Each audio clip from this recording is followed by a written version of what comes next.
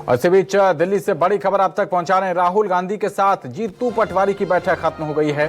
बैठक में उमंग सिंघार, हेमंत कटारे भी मौजूद रहे। एमपी में नई जिम्मेदारी मिलने के बाद ये पहली मुलाकात थी। मध्य प्रदेश कांग्रेस अध्यक्ष बनाए गए हैं जीतू पटवारी और एमपी में नेता प्रतिपक्ष बनाए गए हैं उमंग सिंघार। वहीं उप नेता प्रतिपक्ष हेमंत कटारे को बनाया गया है। खबर पर जानकारी के साथ ऋषिकेश कुमार जुड़ रहे हैं। ऋषिकेश, ये तमाम बड़े दायित्व मिलने के बाद तीनों ही नेता की राहुल गांधी से मुलाकात हुई है। एक बड़ी चुनौती, क्योंकि आगामी जो परीक्षा होनी है वो 29 सीटों को लेकर लोकसभा चुनाव की होनी है। क्या कुछ इस बैठक को लेकर जानकारी मिल पा रही है? किन बिंदुओं को लेकर यहां पर बातचीत हुई?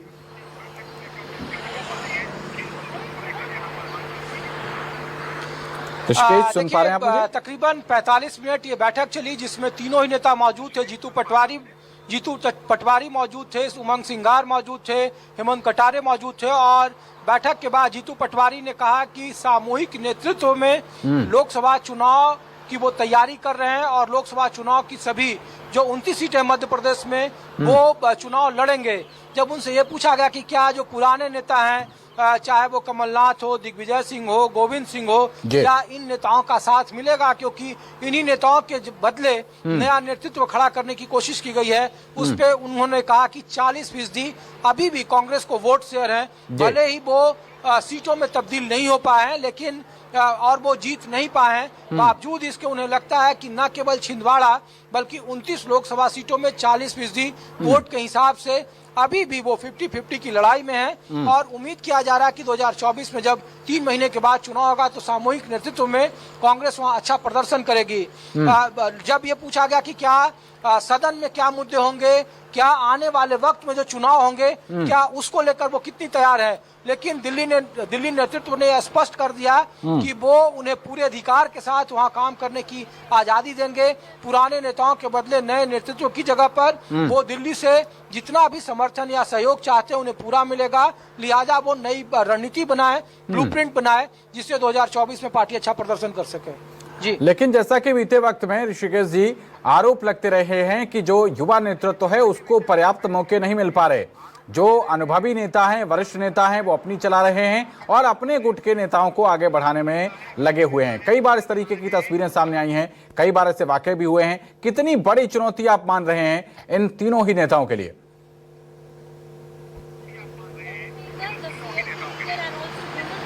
देखिए, जो आप सवाल पूछ रहे हैं, जब यही ठीक सवाल हमने जीतू पटवारी हो, उमंग सिंघार हो या हेमंत कटारे से पूछा तो उन्होंने कहा कि ओल्ड इज गोल्ड।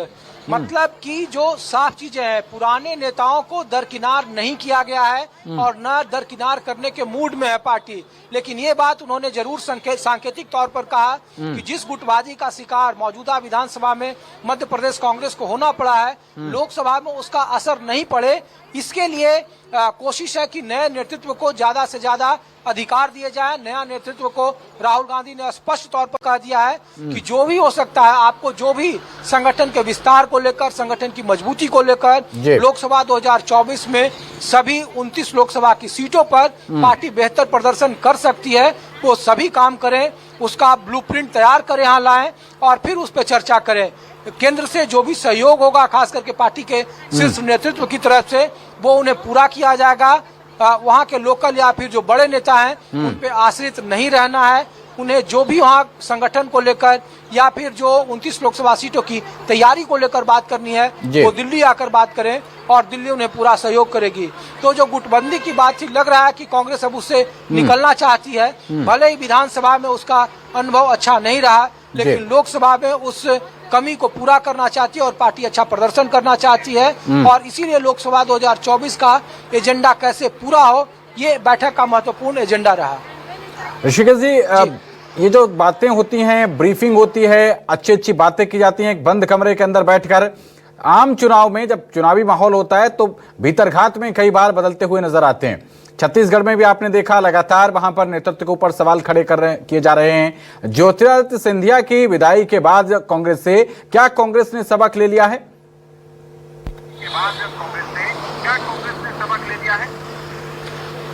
देखिए, ज्योतिरादित्य जो यहाँ डाटा दिया गया यहाँ से प्रदेश अध्यक्ष की तरफ से और सीएलपी के लीडर की तरफ से उन्होंने कहा कि जो जोन वाइज जो ज्योतिरादित्य सिंधिया का इलाका चंबल है वहाँ की 33 सीटें हैं और बावजूद इसके कांग्रेस ने इस खराब प्रदर्शन में भी वहाँ 50% का अच्छा प्रदर्शन किया। 16 सीटें कांग्रेस जीतने में कामयाब रही है और 16 में से वो सीटें हैं जो ज्योतिरादित्य सिंधिया के सबसे ज्यादा प्रभाव में थी। तो ज्योतिरादित्य सिंधिया के बीजेपी में जाने का कोई बड़ा नुकसान भारतीय कांग्रेस को नहीं हुआ है, ये स्पष्ट पहले जब समीक्षात्मक बैठक थी उसमें इस बात को लेकर चर्चा हो गई थी। आज की जो बैठक थी जिसमें कहा गया जो सबसे बड़ा सवाल था कि क्या दिग्विजय सिंह और कमलनाथ का सहयोग मिलेगा, क्या ये नए बहुत शुक्रिया ऋषिकेश जी आपका इस अहम जानकारी के लिए।